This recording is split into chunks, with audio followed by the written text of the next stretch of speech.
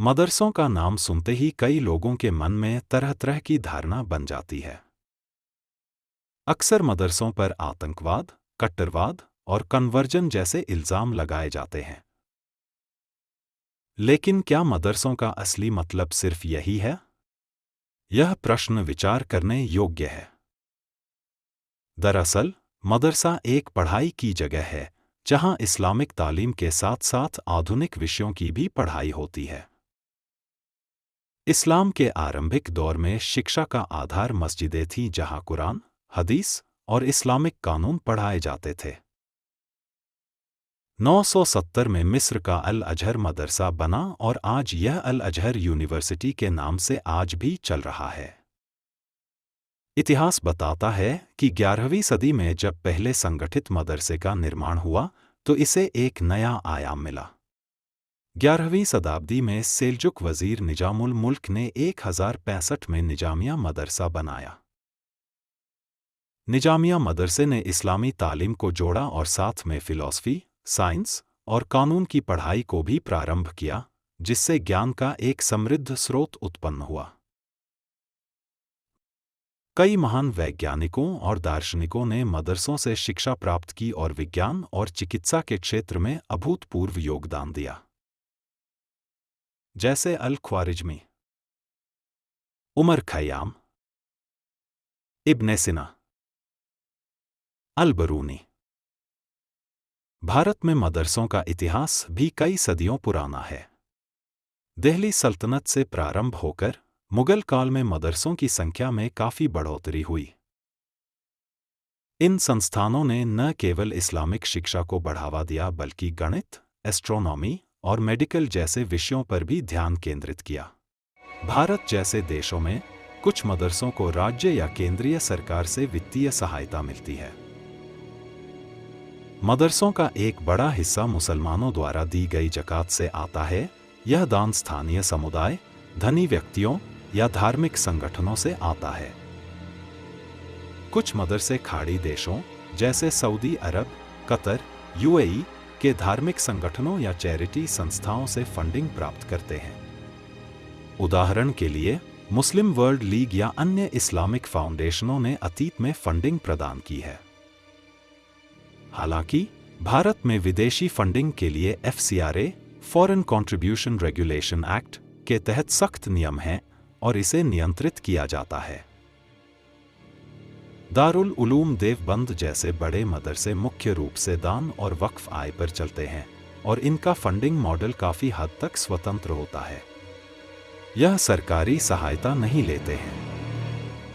मदरसों से पढ़ने वाले भारत के मशहूर लोग हैं: मुंशी प्रेमचंद, राजा राम मोहन राय, मौलाना अबुल कलाम आजाद, भारत के तीसरे राष्ट्रपति जाकिर हुसैन।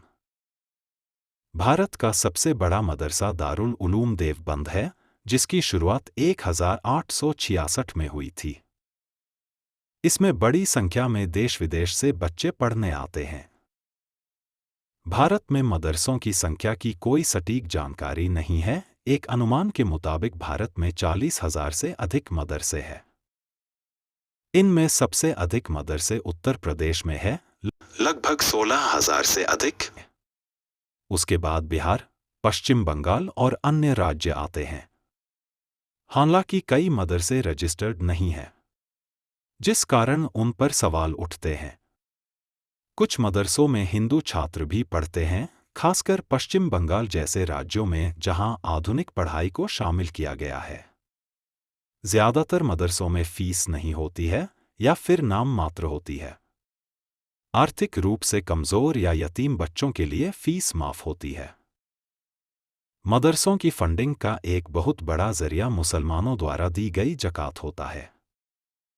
भारत में मदरसे दो तरह के होते हैं, एक सरकार द्वारा मान्यता प्राप्त और दूसरे निजी सरकारी मान्यता प्राप्त। मदरसे में दीनी तालीम के साथ साथ आधुनिक पढ़ाई भी कराई जाती है।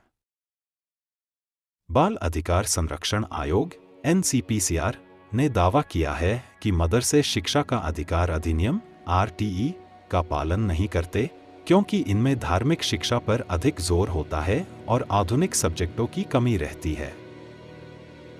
कई मदरसे रजिस्टर्ड नहीं हैं। 2024 से 25 में केंद्र सरकार द्वारा फंडिंग में भारी कटौती ने उनकी स्थिति को और कमजोर किया है। मदरसों में मैथ्स, साइंस, इंग्लिश और कंप्यूटर शिक्षा जैसे विषयों को अनिवार्य करना चाहिए ताकि छात्र मुख्य धारा की शिक्षा और रोजगार के लिए तैयार हो सके। सभी मदरसों का रजिस्ट्रेशन जरूरी हो। सरकार को मान्यता देने की प्रक्रिया को जल्द से जल्द शुरू करना चाहिए और एक राष्ट्रीय नीति के तहत उनकी निगरानी हो ताकि शिक्षा की गुणवत्ता सुनिश्चित हो। केंद्र सरकार को मदरसा शिक्षा योजना SPEMM के लिए पर्याप्त फंडिंग करनी चाहिए ताकि बुनियादी ढांचे और शिक्षक वेतन में सुधार हो। मदरसों को स्वावलंबी बनाने के लिए टेक्निकल एजुकेशन और व्यावसायिक प्रशिक्षण केंद्रों के साथ जोड़ा जाए। अवैध कंस्ट्रक्शन के खिलाफ कार्रवाई कानून के दायरे में हो, लेकिन इसे धार्मिक आधार पर निशाना बनाने के रूप में नहीं देखा जाना चाहिए।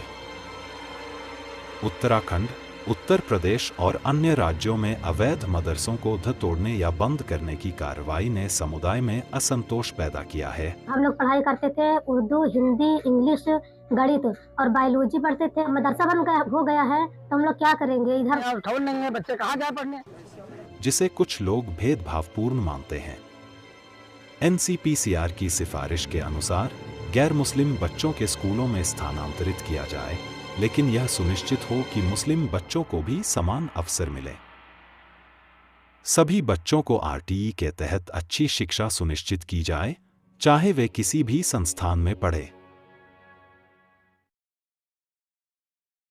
मदरसों को क्या करना चाहिए? मदरसों को भी कुछ ठोस कदम उठाने होंगे। धार्मिक शिक्षा के साथ साथ आधुनिक पढ़ाई को भी अपनाएं, जैसे मैथ्स, साइंस, टेक्निकल एजुकेशन, ताकि दीनी तालीम के साथ साथ आज की दुनिया के हिसाब से डॉक्टर, इंजीनियर, साइंटिस्ट बन सके। सभी मदरसों को रजिस्टर्ड करना चाहिए और अपने लेन देन का सही विवरण रखें और अपने कोर्स की सही जानकारी रखें और अपनी वित्तीय और शैक्षिक गतिविधियों को पारदर्शी रखना चाहिए। स्थानीय प्रशासन के साथ सहयोग करना ताकि अवैधता के आरोपों से बचा जा सके। समुदाय के साथ मिलकर शिक्षा के महत्व को बढ़ावा देना और पेरेंट्स को भी आधुनिक शिक्षा के लाभों के बारे में जागरूक करना। हिंदू और अन्य समुदायों के साथ बातचीत कर सामाजिक एकता को मजबूत करना।